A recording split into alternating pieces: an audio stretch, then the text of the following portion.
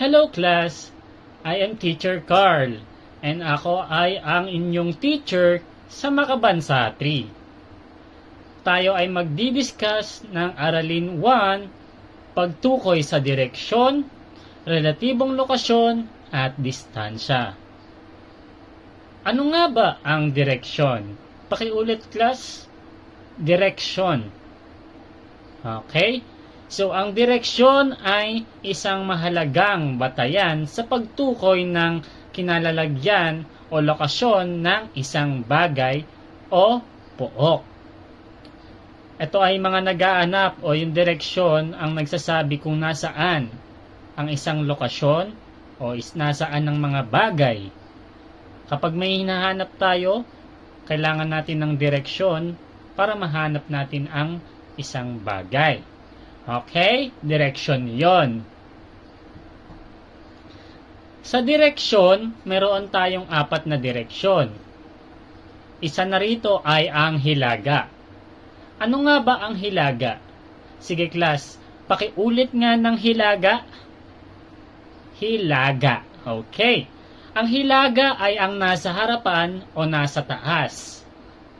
Ito ang nasa pagitan ng kanluran at silangan. Hilaga ang nasa taas o yung nasa harapan.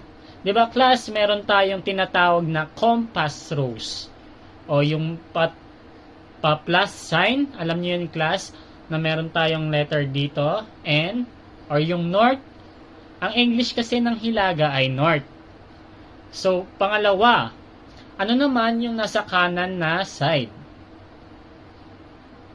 Kanan natin ay ito, or yung nasa kanan side. Ang tawag naman dito class is yung silangan. Pakiulit nga class, silangan.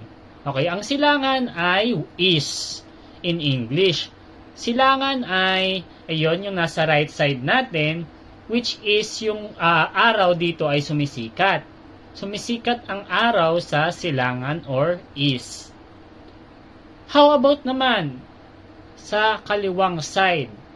Sa kaliwa naman natin ay ang kanluran. Pakiulit nga, kanluran. Okay, ang kanluran naman class ay ang part ng left side natin na doon lumulubog yung araw.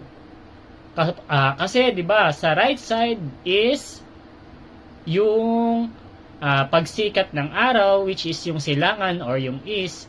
Ang west naman or yung kanluran is doon naman lumulubog yung araw. Okay, last. Ano naman ang nasa baba or yung pinakalikuran? Ang nasa likuran o yung nasa baba ay tinatawag na timog or in English is south. Pakiulit ka ng timog. Timog. Okay, so may 4 na tayo na direksyon. Ano-ano nga ulit yon? Okay. Hilaga or north, silangan or east, kanluran or west, timog or south. So sa 4 na yon, ayun ang pangunahing direksyon. Meron din tayong tinatawag na